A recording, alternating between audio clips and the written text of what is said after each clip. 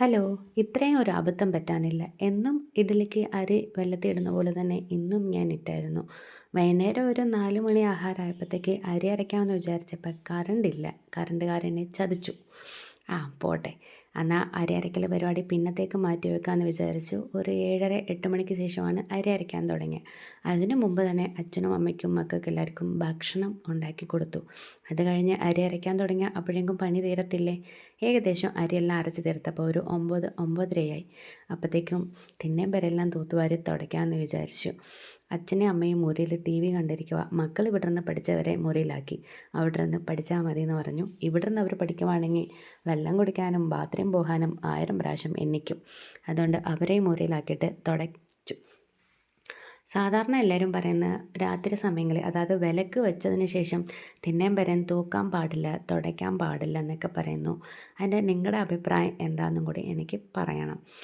അവിടെ എല്ലാം തുടച്ച് ഇങ്ങോട്ട് വന്നപ്പോഴാണ് കണ്ടത്, ദൈവമേ ഗ്രൈൻഡറെല്ലാം കുതിരാനിട്ടേക്കുന്നല്ലോ. അത് ഇതുവരെ കഴുകിയില്ലേ. ദൈവമേ രാത്രിയിൽ ഗ്രൈൻഡർ കഴുകുന്ന ഒരു വലിയ പണി തന്നെയാണ് കേട്ടോ. നമ്മൾ മിക്സിയിൽ അരയ്ക്കുവാണെങ്കിൽ എത്രയും കഷ്ടപ്പാടില്ലേ. ഗ്രൈൻഡറിൽ അരച്ച് കഴിഞ്ഞാൽ അതെല്ലാം കഴുകി വൃത്തിയാക്കി എടുക്കുമ്പോൾ അതിന് തന്നെ ഒരു അരമണിക്കൂർ വേണ്ടി വരും.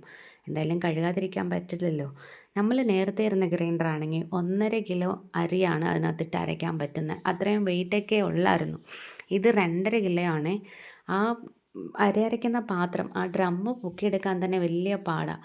തെന്നി തെന്നി പോകും. അത് പിടിച്ച് കഴുകാനുള്ള ഒരു ഇതും കൂടി ഇല്ല. രാത്രിയിൽ ജോലി ചെയ്യുമ്പോൾ ഒരു കാര്യം ഉറപ്പാണ്, ആരും നമ്മളെ വിളിച്ച് ശല്യപ്പെടുത്തില്ല. പകൽ സമയത്താണെങ്കിൽ ഉണ്ടല്ലോ, അമ്മേ അതെടുത്തുകൊണ്ട് വാ, മോളെ ഇതെടുത്തുകൊണ്ട് വാ. നമ്മളെ ഒരു ജോലി കറക്റ്റ് സമയത്തിന് ചെയ്ത് തീർക്കാൻ വീട്ടിലുള്ളവർ സമ്മതിക്കുകയില്ല. പക്ഷേ രാത്രിയിൽ എല്ലാവർക്കും ഭക്ഷണമൊക്കെ കൊടുത്ത് എല്ലാവരെയും അവരവരുടെ മുറിയിൽ സെറ്റിലാക്കി കഴിഞ്ഞാൽ നമ്മളെ വിളിക്കത്തേയില്ല.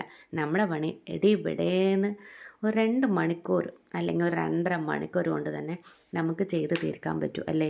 പകൽ സമയത്താണെങ്കിൽ ഉണ്ടല്ലോ, എല്ലാവരും വിളിച്ച് വിളിച്ച് ശല്യപ്പെടുത്തിക്കൊണ്ട് തന്നെ ഇരിക്കും. അങ്ങനെ അടുക്കളയെല്ലാം വൃത്തിയാക്കി തൂത്ത് തുടച്ച് അടിപൊളി സെറ്റാക്കി കണ്ട് എങ്ങനെ ഉണ്ടെന്ന് നോക്കാം. അടിപൊളിയല്ലേ. മോള് വിളിച്ചു തുടങ്ങി, അമ്മേ കഴിഞ്ഞില്ലയോ, വായോ വായോ എന്ന്. സമയം കൂടി നോക്കിയേക്കാം. എന്തായാലും 11 മണി കഴിഞ്ഞ് കാണും.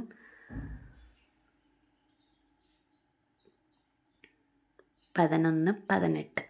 അപ്പോൾ ഒന്ന് ഫ്രഷായിട്ട് ഉറങ്ങാൻ പോവാം. എല്ലാവർക്കും ഗുഡ് നൈറ്റ്. ഇഷ്ടപ്പെട്ടിട്ടുണ്ടെങ്കിൽ സപ്പോർട്ട് ചെയ്യണേ.